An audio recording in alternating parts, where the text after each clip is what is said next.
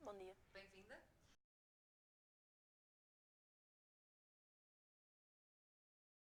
Esse é o tipo de filme que eu mudo a apresentação dependendo de com quem eu tô falando. Então, quando eu tô falando com meus colegas, com meus amigos, com pessoas que conheço a nível pessoal, o primeiro jeito de eu descrever o filme é sempre freiras lésbicas. Porque todo mundo tem aquela sensação de choque e a reação é sempre ótima. Mas se eu for falar com um público que não me conhece e não sabe nada da história e eu tenho que realmente apresentar, o que eu falo é que é um romance entre duas freiras que se passa nos séculos passados e que tem o objetivo de mostrar que relações homossexuais, de maneira geral, sempre estiveram presentes e nunca vão deixar de existir. É mais isso. O filme tem uma época, mas não tem uma época que esteja realmente fixa, porque, mas contudo tem a vertente religiosa que até hoje segue, criar aquela atmosfera do ambiente religioso do século XVI ou XVIII, mas é assim, também tínhamos ali detalhes que nem sequer se enquadravam dentro dessa altura. Por exemplo, um candeeiro a óleo. Um candeeiro a óleo surgiu a partir do século XVII. Contudo, o filme não tem data fixa. Portanto, também acredito que serve para mostrar uma certa intemporalidade, tendo em conta que a história original se passa no século XII. Aliás, a história na qual se baseia. E criar aquele contexto histórico passou muito pelos hábitos, passou muito também pelos cenários. Pois o convento também contribui muito para isso, por ter um espaço que realmente se adequa ao que o filme, na minha opinião, se adequa ao que o filme é. Da primeira versão que eu tive pro que tá agora, assim, eu não vou dizer que é outra coisa completamente, porque a história e a essência do que eu queria ainda tá lá, mas eu tinha escrito algumas coisas de maneiras muito mais sutis, que depois, por causa de trabalho de ator e coisas assim, deixaram de ser tão sutis. Eu tinha muito mais cenas do que terminaram no filme final. Tem muita coisa que mudou de ordem dos acontecimentos, porque por ser um guião que não tem falas e não tem muito uma historinha própria para ser seguida, eu consigo brincar com mudar, essa cena não tá mais funcionando onde ela tá, então eu vou passar para outro lado. Em especial, pronto, tem tudo, a maior parte está tudo relacionado com o som, mas também houve muitas decisões tomadas de acordo com a fotografia, porque nem todos os planos estavam tecnicamente bons que se pudessem usar, e então, pronto, também em diálogo com a realizadora, tive que optar por retirar alguns planos. Com essa retirada de planos também houve algumas cenas que foram trocadas da ordem que estavam do guião técnico para a versão final da montagem. E depois há outra coisa que é a duração dos planos. O filme é suposto ser um filme muito pausado, muito contemplativo, e os planos, a maior parte, não têm conteúdo para durarem tanto tempo, o tempo que deveria ser previsto. Então, um dos grandes desafios tem sido arranjar ali um equilíbrio entre cortar para o essencial e deixar o filme respirar. Pois, esse processo está numa tentativa de desconstruir a cor, não é? A cor do próprio filme. Porque nós, por exemplo, passamos de uma fase, nós no início temos alguns quentes e eu queria que essas cores passassem para o frio. Ou seja, porque temos uma pessoa que está a nascer ainda, não é? A pessoa está amorfa, ou seja, vamos utilizar os frios para... Também pela temperatura do corpo, não é? Ou seja, para chegar a uma temperatura mais quente, onde a alma já está aquecida e eventualmente vai voltar aos frios porque de repente elas acabam... Porque depois aqui há esta questão, não é? Que depois a escolha da cor é muito importante, é no desfecho do filme. Tínhamos um para um mosteiro em Viseu, outro em Tarouca, e o convento de Cristo foi mais como última opção, porque como era o mais conhecido dos três, achámos que não íamos conseguir, mas era porque não tentar, não é? Mais vale. Pronto, achámos que não íamos conseguir e no fim foi o único sítio em que recebemos alguma resposta e a verdade é que foi bastante fácil. Não me deram muito trabalho, disseram que tínhamos de ir lá, falar com eles, e aproveitámos fazer a reparagem nessa altura. E pronto, e acho que depois da primeira visita decidimos logo que ia ser lá que íamos filmar. E depois antes das rodagens fomos lá mais uma vez para pronto, concluir melhor quais é que eram os passos e também explicar melhor ao senhor qual é que era o processo de filmagens. Neste caso foi uma mais-valia, pois a nível de espaços só há uma coisa que me chateia imenso no filme, que é na cena da igreja estarem lá umas florzinhas que efetivamente não dava para retirar. Contudo, penso que realmente a escolha dos espaços a nível da produção foi muito bem feita. Mesmo porque gravar no Convento de Tomar, gravar nas igrejas em Tomar, aqueles espaços que realmente se apresentavam com história e que efetivamente eram, continuam em si a temática religiosa. Pronto, a dada altura, quando fomos para o convento, há sempre dificuldades, mas a nível técnico, de como é que transportamos o material de um local para o outro. A nível de concepção de planos e de trabalho de planos, ok, tendo em conta já a ideia prévia da Junqueira de trabalhar a nível de quadros, já houve um facilitismo, ou seja, porque já lá chegámos com uma ideia do que é que procurávamos.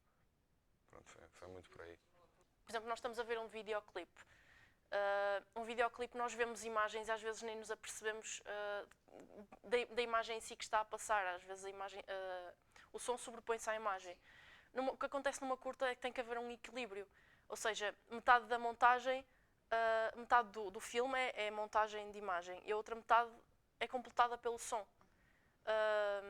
Não havendo som, parece que está só ali parte do filme e o que eu estou a editar e estou a ver um todo, mas tenho que ter consciência que aquilo é só parte do trabalho. Alguns espaços, por exemplo, o quarto e também o convento. O quarto nós não tínhamos muitos problemas, porque era um espaço que não era aberto ao público. Apesar de estar ao lado do corredor, às vezes fazia barulho, mas isto não foi muito mal.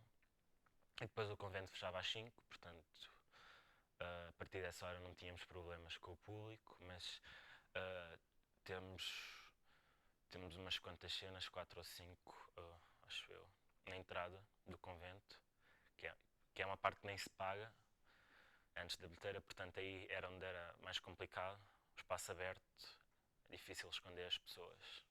Tivemos de mudar muito o que queríamos filmar, para também o espaço que era filmado não ser tanto, para as pessoas terem mais sítio para andar.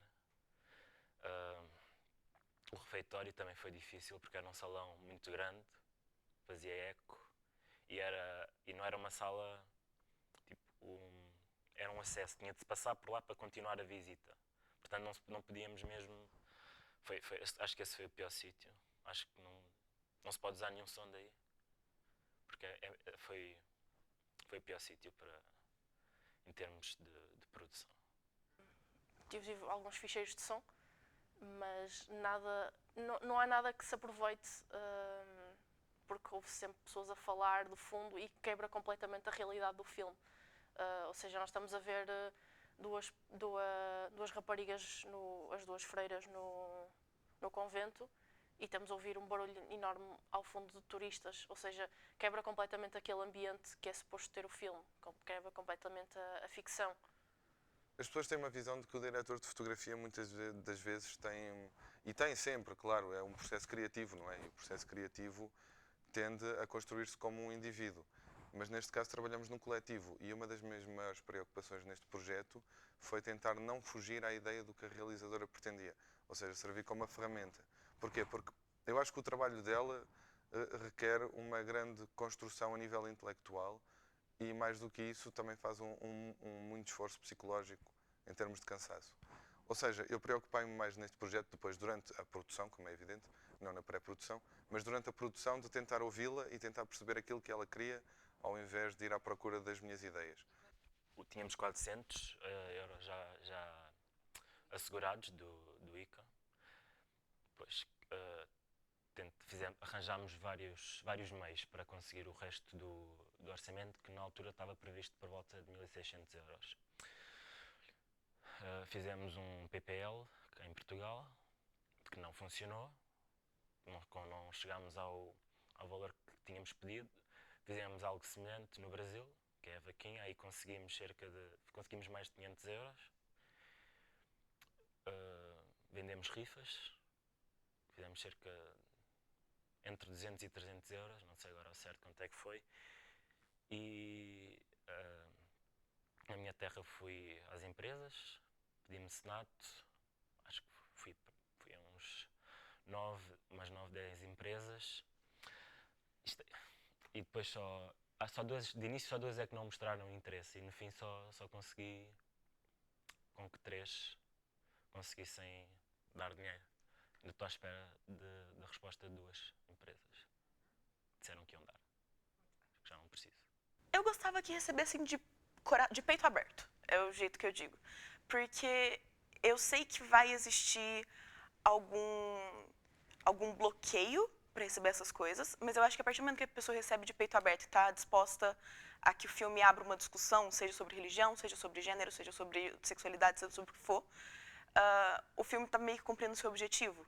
Não é tanto sobre esfregar na cara das pessoas um tema que é tabu, um tema que pode, sabe, causar polêmica, é mais sobre abrir uma discussão sobre esses temas. Então, contanto que qualquer pessoa que vai assistir veja de peito aberto, eu acho que nunca vai haver um problema sério. Eu acho que a ideia está muito interessante. Eu acho que aliás, se eu descrever aos meus pais, os meus pais perguntam-me, então, e o projeto que estás? E eu, às vezes, digo assim, freiras lésbicas. E eles ficam assim um bocado tipo, hã? O quê? Ou seja, é um tema que em si gera logo algum choque para algumas pessoas. Mas por um lado acho que é uma ideia interessante e acho que está bem retratada no filme. Não está chocante em si, pelo menos para a minha geração, não acho que ninguém vá ficar chocado com o filme, mas acho que a ideia está interessante e acho que aborda um tema que é necessário abordar. Mas eu sempre tive aquela vontade de realizar, não porque eu queira ser realizadora, é meu grande sonho de vida, mas é porque se eu quero experimentar isso, eu sei que tem que ser dando na faculdade, e eu queria ter todas as experiências possíveis. E aconteceu que caiu no projeto final, não foi uma coisa que desde o começo eu planejava, eu quero realizar meu projeto final. Mas pelo roteiro que eu estava escrevendo e pela história que eu queria contar, eu senti que só eu era capaz de realmente contar, por isso eu fui pra frente com realizar, apesar de ser minha primeira vez. E claro que isso traz algumas dificuldades, mas eu prefiro ter feito agora do que não ter feito de jeito nenhum. Sinto-me bem em relação ao que eu fiz, pois eu dei o máximo e fiz o que podia e esforcei-me realmente para mostrar a visão da realizadora. Ser produtor é um cargo muito, acho que ainda mais que realização, é um cargo que tipo, temos de levar muito a sério, porque se nós não conseguirmos arranjar espaços, aqui na UBI não temos esse problema de arranjar um material, não é? Mas lá fora vou ter esse problema, provavelmente, se alguma vez voltar a produzir o filme. E se eu não conseguir fazer o meu trabalho, mais ninguém faz o dele. Isso é uma responsabilidade muito grande, não sei. Depende de muita coisa, se alguma vez vou produzir outra vez. Mas não vou dizer que não gostei. Estou feliz por sair daqui a saber um pouco melhor o que é realizar um filme. Mas, e arranjar dinheiro é algo horrível. E pedir dinheiro às pessoas, a maior parte delas não percebem o que é que está por trás de fazer um filme. Não percebem porque é que é preciso tanto dinheiro. É complicado. Se a gente colocar na balança, mesmo se eu não tiver 100% feliz com o resultado final ou com o processo, eu estou feliz com a experiência que me deu e com as reflexões e as coisas que me trouxe de maneira geral.